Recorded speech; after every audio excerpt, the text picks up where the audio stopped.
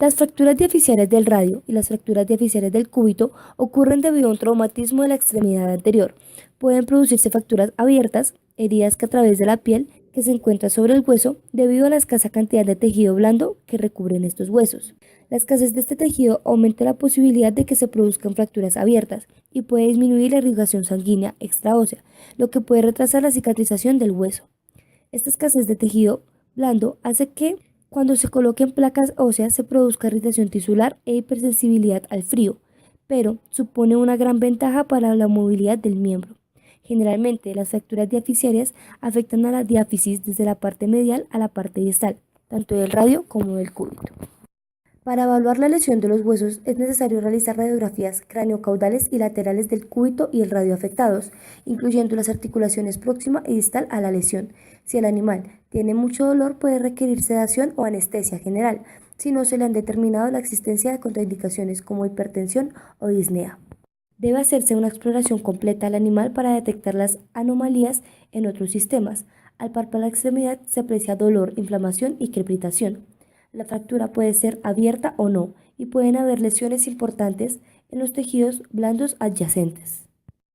La paciente de este caso clínico fue un canino de raza Pomeranian, de nombre Hannah, 4 años de edad, peso 5,6 kilogramos, frecuencia cardíaca de 72 latidos por minuto, frecuencia respiratoria de 48 respiraciones por minuto, la temperatura 39,5 grados centígrados, las mucosas eran rosadas. Al hacer exámenes paraclínicos, el hematocrito fue de 0,40, las proteínas de 82, la urea de 48, la creatinina de 74 y la LT de 104. Paciente se le realizó una tranquilización con silacina para poder quitar el vendaje que ya tenía puesto. En este procedimiento, ella hizo reacción a la silacina y vomitó. En este caso, el profesor nos indicó que cuando el paciente le pasaba eso, solamente tocaba ponerlo boca abajo para que no broncoaspirara. El embrocado quirúrgico es una acción donde se limpia adecuadamente el área quirúrgica del paciente, combinando dos antisépticos de adecuada sinergia, ya sea clorhexidina y alcohol o yodo y alcohol. Bloqueo del plexo braquial. Proporciona analgesia para la extremidad inferior por debajo del codo, teniendo mejor resultado en perros sedados o anestesiados. Se inserta una aguja espinal 7,5 centímetros y de calibre 20 a 22 G, medialmente a la articulación de la escápula y paralela a la columna vertebral. El extremo distal de la aguja debe reposar exactamente caudal a la espina de la escápula. Comprobar que no ha sido introducida en un vaso sanguíneo mediante aspiración con una jeringa. Se administran 2 miligramos kilogramo de bupivacaína al 0,5% en varios bolos, la mitad del volumen total cuando la aguja está caudal a la espina de la escápula y el resto cuando la aguja se vaya sacando. Pueden pasar hasta 15 minutos para evidenciar signos de bloqueo. Anatomía quirúrgica. La superficie craniomedial del radio y la superficie lateral caudal del cúbito no están recubiertas por músculo y pueden palparse fácilmente y utilizarse como puntos de referencia para localizar el punto de la incisión. Los músculos extensores se localizan cranealmente y los músculos flexores caudalmente al radio y pueden retraerse para exponer el hueso.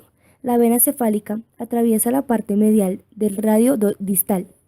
La cabeza lateral del radio puede palparse por debajo del músculo extensor de la extremidad anterior. Músculo extensor carpo radial.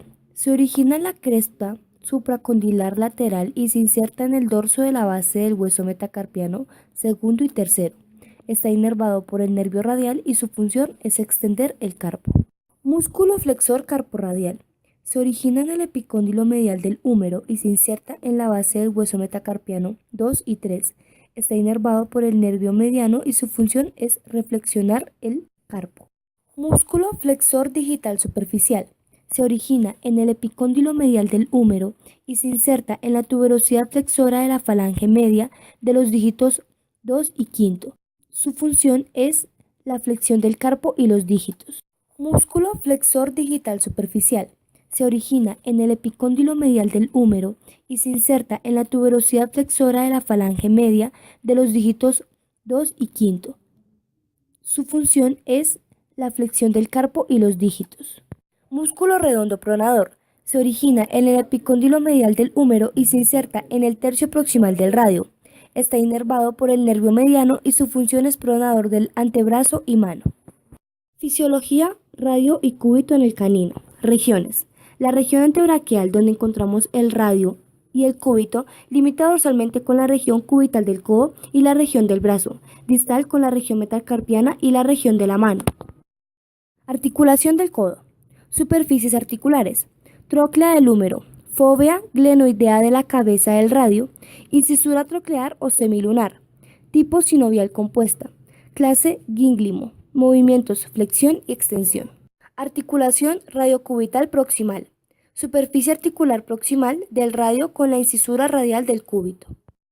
Articulación radiocubital distal. Superficie articular del cúbito y la incisura cubital del radio. Tipo sinovial, clase trocoide. Articulación de la mano. Articulación antebraquicarpiana. Superficies articulares extremo distal del radio y del cúbito y la fila proximal de los huesos del carpo. Tipo sinovial, clase gínglimo, movimientos flexión y extensión. Y la principal función del radio y cúbito es ayudar en el movimiento de palanca y sostenimiento realizados por las articulaciones junto con la sustentación. Músculos. En la anatomía del miembro anterior canino tenemos una serie de músculos esqueléticos, los cuales tienen como fin proporcionar fuerza para la flexión, extensión y abducción del miembro.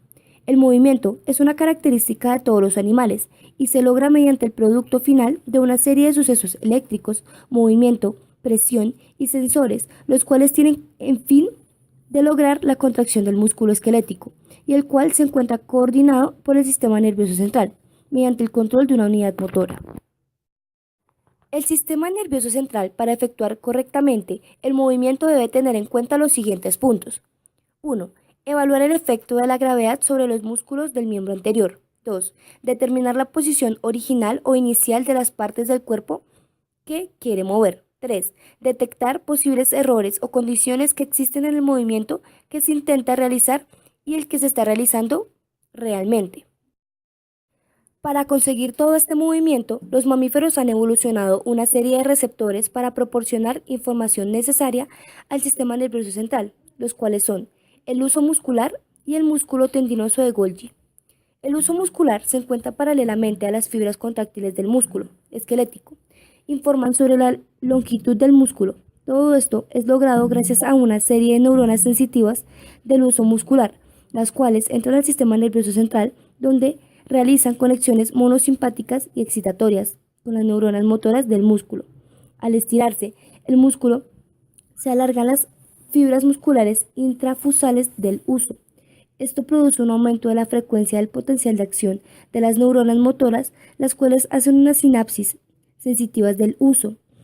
Ello, a su vez, provoca la contracción de las fibras extrafusales inervadas por las mismas neuronas, lo cual da lugar a la contracción. Es importante decir que el sistema nervioso central puede controlar la sensibilidad del huso directamente mediante las neuronas motoras gamma.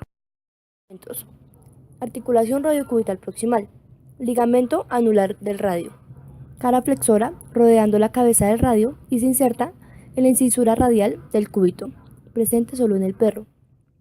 Ligamento interóseo antebraquial. Une el radio con el cúbito en la mitad proximal del espacio interóseo antebraquial, presente solo en el perro. Ligamento del olecranon. Es un tejido elástico. Se extiende desde el borde medial de la fosa del olecranon hasta la apófisis anconia del cúbito, presente solo en perro. Ligamento colateral medial. Nace en el epicóndilo medial del húmero. Su inserción presenta dos fascículos en el equino, bovino, cerdo y perro. Caudal en la tuberosidad del cúbito. Factores predisponentes. Estas fracturas pueden afectar perros y gatos de cualquier edad, raza y sexo. Los animales jóvenes sufren traumatismos con más frecuencia. En los perros miniatura, estas fracturas pueden producirse debido a un traumatismo aparentemente mínimo, como una caída o un salto. La anatomía vascular del radio del cúbito muestra una gran variedad en función del tamaño del animal. En razas pequeñas, toys, se observa una menor vascularización en las zonas distales del radio y cúbito en comparación con las razas grandes. Se ha sugerido que esta disminución de la vascularización de las regiones distales del radio y cúbito es la responsable del aumento de las complicaciones en la resolución de las fracturas que se observa en las razas pequeñas. La técnica de fijación con placa de compresión dinámica fue la usada en este paciente, ya que permite hacer compresión en la zona de la fractura estabilizándola. En fracturas diaficiarias permite únicamente fijar el radio y por compresión el cúbito será fijado en su zona anatómica. En fracturas mediales, las placas pequeñas permiten la colocación de un mayor número de tornillos, mejorando su estabilidad. Normalmente se coloca en la cara craneal del radio, que es aplaneada y curvada cranealmente, que es el lado de tensión. En algunos casos puede ser preferible la cara medial para que los implantes no interfieran con los tendones extensores y facilite la funcionalidad de la misma.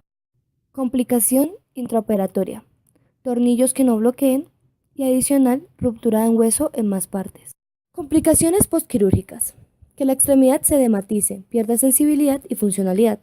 Además, que tenga mucho dolor por tensión y dificultad en la recuperación. Adicionalmente, una ruptura de la placa, que se sapen los tornillos, que genere de nuevo una fractura o una osteomielitis por contaminación del hueso. Fisiopatología de la fractura: la fractura ósea es la solución de continuidad de un hueso por aplicación de una fuerza externa al hueso que supera su resistencia. Las fracturas no se producen todas de la misma manera, ya que existen diversos mecanismos que condicionan la aparición de una fractura. La fractura para cicatrizar tiene 4 fases, iniciando con la fase de hematoma. Esta comienza inmediatamente tras el traumatismo, ya que al romperse los vasos del canal medular se produce una hemorragia que invade el canal medular. El trazo de fractura y las partes blandas. El hematoma tiene como función coagularse para formar redes de fibrina que sirvan de guía para la penetración de células mesenquimales. Se comienzan a liberar factores inflamatorios que inician el proceso de migración celular. Fase de inflamación. Esta se origina a partir del 4.º día y puede durar hasta 3 semanas. Está mediada principalmente por histamina y serotonina. Se produce un tejido de granulación y comienza un proceso de proliferación celular que afecta a distintos tejidos, y se produce un proceso de neoangiogénesis periostal. Fase de callo blando. La masa celular formada por la proliferación de los elementos mesenquimales se va a diferenciar, teniendo en cuenta las condiciones mecánicas de la fractura y la oxigenación. La formación ósea requiere de una presión parcial de oxígeno de 30 milímetros de mercurio. En esta fase se produce la proliferación de células osteoformadoras, como osteoblastos y condroblastos. Este proceso tiene lugar entre la 3.ª y la 6.ª semana. Fase de callo duro. A partir de la 6.ª semana se va a producir una calcificación de cartílago formado, dando lugar a un proceso de osificación endocondral. Aumenta la presión de oxígeno, con lo que aumenta el tejido osteoide y la mineralización del mismo. Bueno, voy a poner todos los tornillos del fragmento distal, 1, 2, 3 y 4. Entonces voy a poner otros 2. Y en el fragmento proximal vamos a dejar este para que ancle y unos 2 acá cerca de la fractura. Pues acá vemos, ya no se mueve el foco de la fractura. Ya si el animal apoya y ejerce su apoyo, ya la placa resiste. Y nada baila, ni la fractura se separa ni nada. Entonces ya logramos hacer lo que es la reducción de la fractura.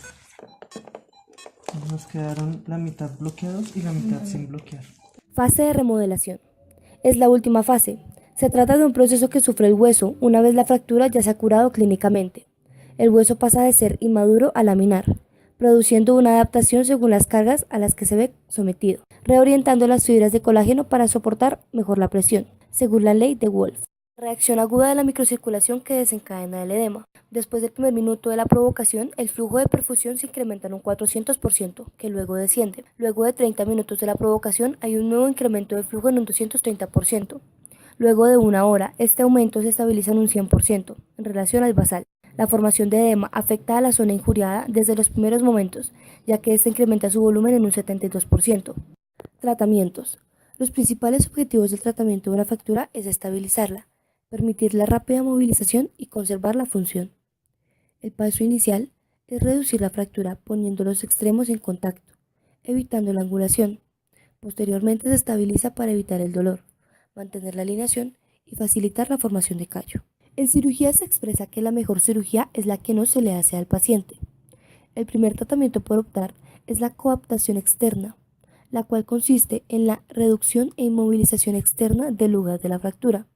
Se utiliza principalmente en miembros y articulaciones distales como rodilla y codo. Además del lugar, se debe tener en cuenta la edad del paciente, ya que en pacientes jóvenes se tiene una mayor probabilidad de que este método tenga mayor éxito.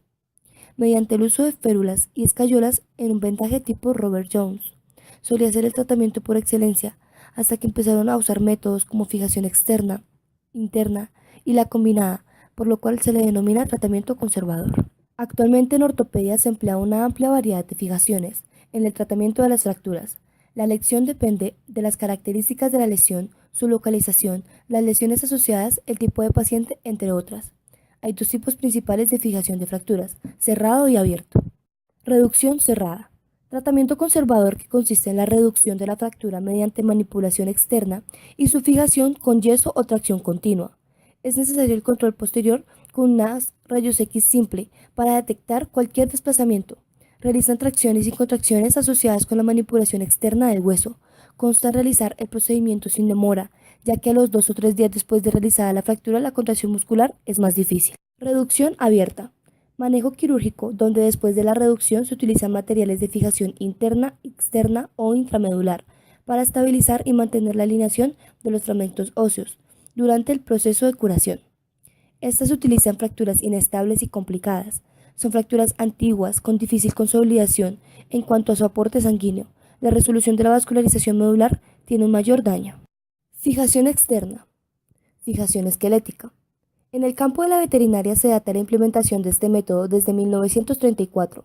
Este sistema se utiliza para estabilizar segmentos óseos o articulaciones con clavos percutáneos aferrados por un soporte o armación externo.